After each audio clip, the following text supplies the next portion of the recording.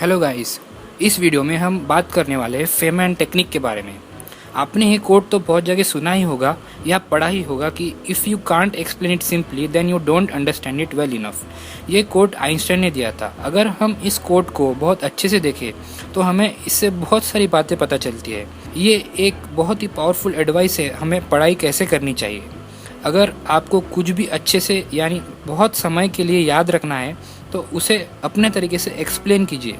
इस वीडियो में आपको मैं स्टेप बाय स्टेप प्रोसेस बताऊंगा जो आपको कोई भी टॉपिक याद रिमेंबर करने के लिए बहुत इजी हो जाएगा। और ये टेक्निक का नाम है फेमैन टेक्निक। ये टेक्निक का नाम रखा गया था प्रोफेसर रिचर्ड फेमैन के नाम पे, जो एक नोबेल प्राइज़ विनिंग फिजिसिस्ट थे। वो एक बहुत अच्छे साइंटिस्ट ही नहीं, एक बहुत अच्छे टीचर भी थे।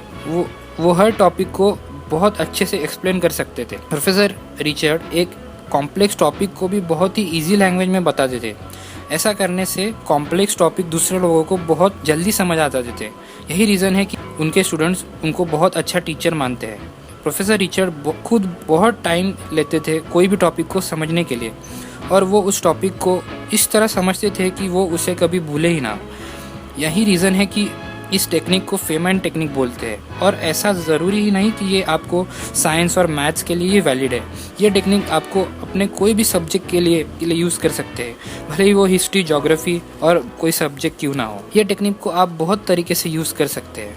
आपको कोई भी कॉन्सेप्ट समझ नहीं आया तो आप उस कॉन्सेप्ट को अच्छे से समझ के याद रखने के लिए भी यूज़ कर सकते हैं। और अगर आपकी पूरी पढ़ाई हो गई है और आपको सब टॉपिक को रिवाइज करना है तो आप इस टेक्निक का यूज़ कर सकते हैं। और प्रोफेसर रिचमैन का फर्स्ट प्रिंसिपल है you must not fool yourself and you are the easiest person to fool. और अल्टीमेट तरीका कोई भी टॉपिक को समझने का यही है कि हमें उसे किसी को एक्सप्लेन करना चाहिए, या हमें पढ़ाई करते वक्त प्रिटेंड करना चाहिए कि हम उसे किसी को एक्सप्लेन कर रहे हैं। ये 4 स्टेप प्रोसेस है। और पहला स्टेप है कि एक प्लेन पेपर लीजिए और जो आप टॉपिक पढ़ने वाले हैं उस टॉपिक का नाम पेपर के टॉप पे लिखिए। और हम एग्जाम्पल लेने वाले हैं पाइथागोरस थ्योरम का। स्टेप 2 है कि आप उस टॉपिक को बहुत ही सिंपल लैंग्वेज में एक्सप्लेन कीजिए।